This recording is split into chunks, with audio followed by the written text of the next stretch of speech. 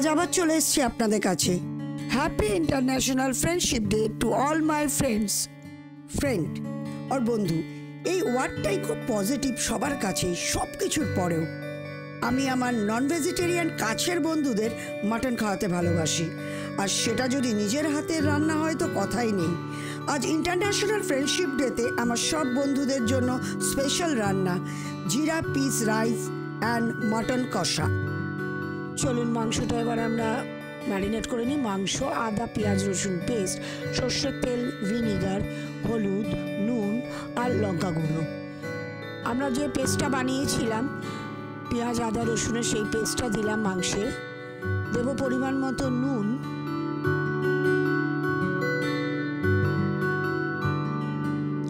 হলুদ,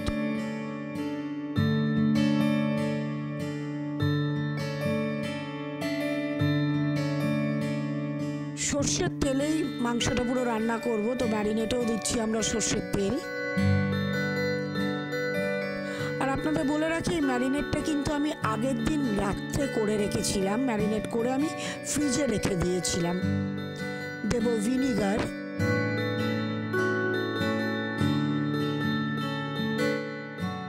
লাল লঙ্কা গুঁড়ো। এবার এটাকে ভালো করে আমরা মিক্স করে নেব।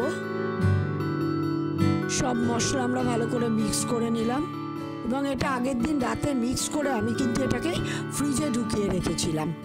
রান্না করতে লাগবে কুচনো পেঁয়াজ, সর্ষের তেল, গরম মশলা, শুকনো লঙ্কা গোটা, তেজপাতা, হলুদ, নুন, কাশ্মীরি মির্চ আর কাঁচা লঙ্কা।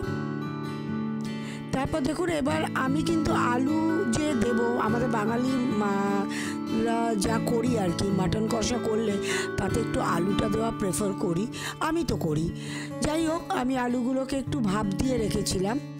ভাপ দিয়ে নিয়ে নুন জলে ভাপ দিয়ে রেখে তারপর সেগুলোকে আমি একটু তেলে ভেজে নিলাম। এবার তেলে দেবো আমরা ফোড়ন, তেজপাতা দিলাম, শুকনো লঙ্কা দেব। এবার দেবো গরম মশলা, গোটা গরম মশলা, যার মধ্যে আছে দারচিনি, লবঙ্গ, ছোটো এলাচ। আর এই লবঙ্গগুলোর মুখে যে বলের মতো থাকে, সেই ফুলটাকে কিন্তু ছাড়িয়ে দিয়ে সবসময় ইউজ করবেন। এবার ভালো করে এটাকে আমরা একটুখানি ফোড়নটাকে ভাজা ভাজা করে নেব, যতক্ষণ না ঝাঁঝ একটা বেরোয়, ফোড়নের গন্ধ সুন্দর বেরোয়। না, আগেও আপনাদের আমি বলেছি ফোড়ন দিয়েই কিন্তু রান্না শুরু করবেন না, তার একটা সুন্দর ঝাঁঝ বেরোনোর জন্য ওয়েট করতে হবে। তো দেখুন আমাদের ফোড়নটা কিন্তু হয়ে গেছে। এবার আমরা দেবো এতে কুচনো পেঁয়াজ। আমি কিছু পেঁয়াজ বাটা ইউজ করেছি ম্যারিনেট করার সময়, কিন্তু আমি রান্নাতে সবসময় একটুখানি মাটন রান্না বলুন বা চিকেন রান্না বলুন, আমি একটু কুচনো পেঁয়াজ ইউজ করি। দিলাম পরিমাণ মতো নুন, হলুদ। এবার এটাকে একটুখানি আমি ভেজে নেব, একটু বাদামি বাদামি করে আমি ভেজে নেব। ঢেকে দিলাম আমি 30 সেকেন্ডের মতো ঢেকে দিয়েছিলাম আমি। দিয়ে দেখুন পেঁয়াজটা বাদামি বাদামি হয়ে গেছে। এবার আমি এতে দিচ্ছি একটু কাশ্মীরি মির্চ।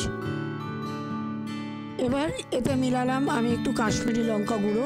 এবার দেখুন এই পুরো মশলাটা যখন ভাজা ভাজা হয়ে গেল, তখন আগের দিন রাত্রে ম্যারিনেট করে রাখা মাটনটা আমি কিন্তু এতে দিয়ে দিলাম। এবার এটাকে ভালো করে আমি কষিয়ে রান্না করব। আপনাদের আমি একটা কথা বলে রাখি, আমি যখনই কিন্তু বন্ধুবান্ধবদের জন্য রান্না করি মাটন, আমি কিন্তু প্রেশার কুকার ইউজ করি না। আমি কিন্তু এটাকে আগের দিন ম্যারিনেট করে রেখে দেন ঢেকে ঢেকে রান্না করি।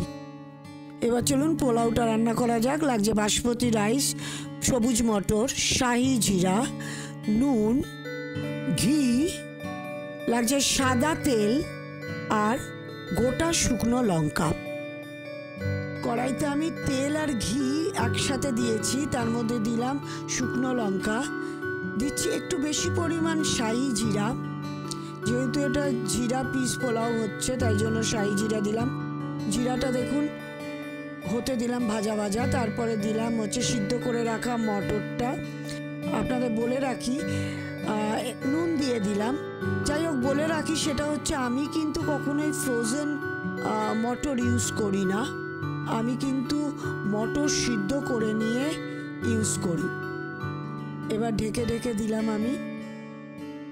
দুটোই রান্না হচ্ছে, একদিকে পোলাওয়ের মটরটাও হচ্ছে, আর একদিকে মাটন কষার কিন্তু মাটনটাও আমি ঢেকে ঢেকে রান্না করছি। তাতে কিন্তু স্বাদটা অনেক ভালো হয় প্রেশার কুকারে রান্না করার থেকে যদি আমরা এরকম ঢেকে রান্না করি। দেখুন, দেখতে পাচ্ছেন মটরগুলো ফাটছে কিভাবে। যাই হোক, মটরগুলো ভাজা ভাজা হয়েই গেছে। এবার আমি রাইসটাকে মিলিয়ে দেবো। রাইসটাকে আমি হাফ ডান করে রেখেছিলাম, মানে একটু ডাটো ডাটো সিদ্ধ করে রেখেছিলাম, হাফ সিদ্ধ করে নিয়েছিলাম। এবার সেটাকে আমি ঢেকে ঢেকে আমি ফুল বয়েল করব। দেখুন, মাটনটাকে আবার খুলে দেখুন আমি নাড়াচ্ছি। দেখতে পাচ্ছেন আমি কিন্তু প্রেশার কুকার ইউজ করছি না। এবার মাটনটা অনেকটা হয়ে এসছে। এবার আমি আলুগুলোকে আমি এর সাথে মিলিয়ে দিলাম মাটনের সাথে, আবার ঢেকে দিলাম আমি। এদিকে আরেক দিকে কিন্তু পোলাওটাও কিন্তু হচ্ছে। আজকে মেনুটা কিন্তু আমি একসাথেই রান্না করছি, দুদিকে দুটো। একদিকে ঢেকে ঢেকে আমি মাটনটা রান্না করছি, মাটন কষাটা, আরেকদিকে হচ্ছে জিরা পিস পোলাও। দেখুন হয়ে গেছে আজকের মেনু আমাদের ফ্রেন্ডশিপ ডেতে। আমার সব বন্ধুবান্ধবদের আবার জানায় হ্যাপি ফ্রেন্ডশিপ ডে।